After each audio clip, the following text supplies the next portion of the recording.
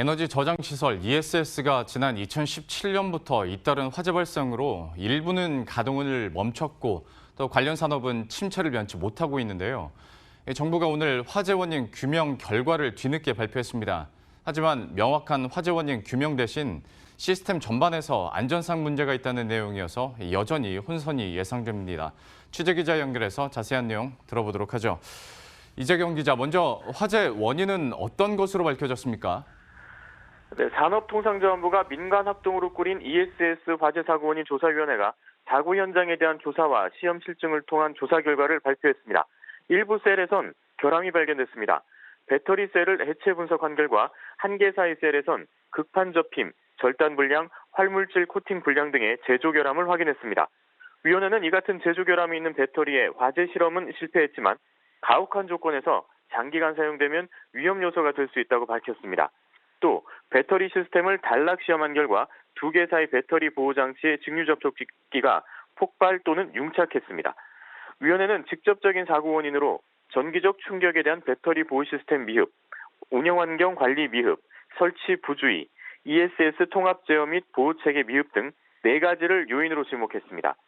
배터리 보호 시스템의 경우 과전압이나 과전류 등 전기 충격이 발생했을 때 퓨즈가 제 역할을 하지 못했으며 이로 인해 직류 접촉기가 폭발해 배터리에서 화재가 발생했습니다.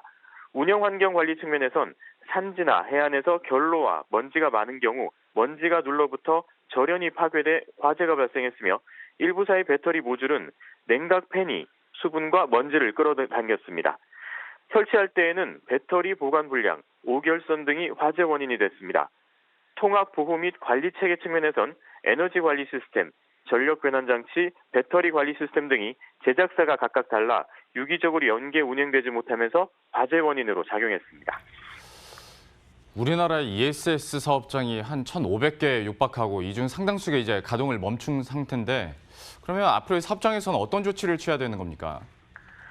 네, 기존 사업장에선 안전 조치를 강화해야 합니다.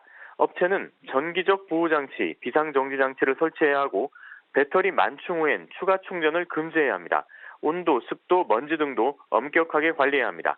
여기에 방화벽 설치, 이격거리 확보 등 추가 조치를 한 후 재가동을 해야 하는데 이 비용은 정부가 일부를 지원하기로 했습니다. 소방특별조사도 실시할 계획입니다. 정부는 ESS 전체 시스템에 대한 KS 표준을 지난달 제정한 데 이어 대용량 배터리와 전력 변환 장치의 KS 인증을 강화합니다. 옥내 설치의 경우 용량을 총 600kWh로 제한하고 옥 외에 설치하는 경우에는 별도 전용 건물 내에 설치해야 합니다. 정부는 이번 ESS 안전조치 강화를 계기로 ESS 분야의 경쟁력 강화 방안도 내놓았습니다. 차세대 배터리 개발과 조기 상용화를 지원하고 PCS 안전 강화를 위한 기술 개발을 지원합니다. ESS 협회도 신설해 업계와 협업 수준을 높이기로 했습니다. 화재 사태 이후 ESS 설치가 중단된 기간을 고려해 신재생에너지 공급 인증서인 REC의 가중치 적용을 6개월 연장합니다. 그러나 업계 입장에선 상당 기간 가동을 하지 못해 울상인 가운데 안전장치를 추가로 설치하고 관리 시스템도 바꾸는 등 추가 비용 부담이 불가피해진 상황이어서 혼란이 예상됩니다. 머니투데이 방송 이재경입니다.